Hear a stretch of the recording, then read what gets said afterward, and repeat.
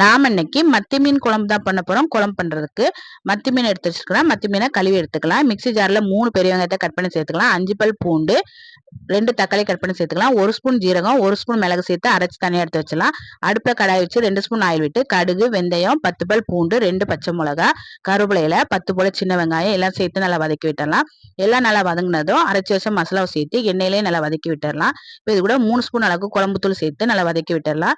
இப்போ புளிக்கரைசல் 1 கப் அளவுக்கு சேர்த்துக்கலாம். எக்ஸ்ட்ரா 1 கப் அளவுக்கு தண்ணி சேர்த்துக்கலாம்.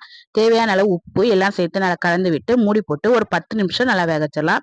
இப்போ ஒரு 10 நிமிஷமா நல்லா வெந்துருச்சு. இப்போ இது கூட கழுவி வச்ச மத்தி மீனை சேர்த்துக்கலாம். மத்தி மீன் சேர்த்து நல்லா கலந்து விட்டு திருப்பி மூடி போட்டு ஒரு 5 நிமிஷம் நல்லா வேக வச்சிடலாம். ஒரு 5 நிமிஷமா நல்லா மீன்லாம் வெந்து ரொம்ப டேஸ்டியான மத்தி மீன் குழம்பு ரெடி ஆயிடுச்சு. கடைசியா கொஞ்சமா மல்லியில சேர்த்து கலந்துட்டு இறக்கிற வேண்டியதா. நீங்களும் இது போல ட்ரை பண்ணி பாருங்க.